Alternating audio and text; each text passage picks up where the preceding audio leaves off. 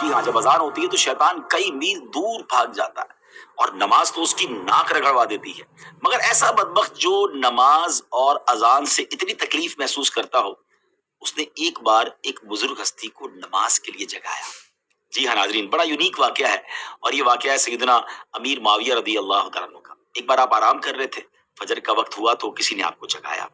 آپ اٹھے اور آپ نے دیکھا کہ کوئی نظر نہیں آ رہا، تو آپ نے پوچھا کون ہے جس نے مجھے جگایا؟ تو آواز آئی کہ میں شیطان ہوں۔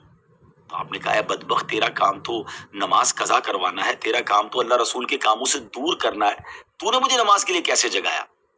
اب شیطان نے بہانے بنانا شروع کیے کہ میں تو پہلے سے ہی نیک تھا، میں تو پہلے سے ہی نیکی کے کام کرتا ہوں، میں تو نماز کے لیے جگانا پسند کرتا ہوں، مگر آپ جانتے تھے کہ یہ شیطان مکار ہے اور یہ اس کا کوئی خاص وار ہے۔ اللہ والے تو شیطان کے واروں کو پہچان لیتے ہیں۔ تو آپ نے فرمایا کہ مجھے سچ بتاؤ کہ تم نے مجھے کیوں جگایا؟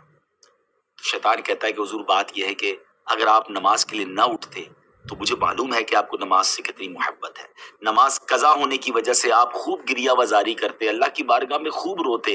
اور اللہ کریم آپ کی وہ گریہ وزاری کو قبول فرما کر آپ کو ایک نماز کا گناہ تو معاف فرماتا، مگر ہزاروں نمازوں کا ثواب بھی عطا فرما دیتا۔ تو میں نہیں چاہتا کہ آپ کو ہزاروں نمازوں کا ثواب ملے، اس لیے میں نے آپ کو جگا دیا، کیونکہ میں مسلمانوں کا خیر خواہ نہیں، اور میں نہیں چاہتا کہ مسلمانوں کو زیادہ نیکیاں مل سکیں۔ کیا اسلامی بھائیو، بظاہر تو یہ ایک واقعہ ہے، لیکن ہمارے لیے اس میں بڑا درس ہے، کیونکہ شیطان پہلے تو ہمیں نیکیاں کرنے نہیں دیتا، اچھا پھر ہم نیکیاں کرنے لگ جائیں تو وہ نیکیوں میں کمی کروانے کی کوشش کرتا ہے۔ آپ نے دیکھا ہوگا شروع میں بہت سارے لوگ جو نماز شروع کرتے ہیں تو سنت غیر موقدہ بھی پڑھتے ہیں، فرض بھی پڑھتے ہیں، نوافل بھی پڑھتے ہیں،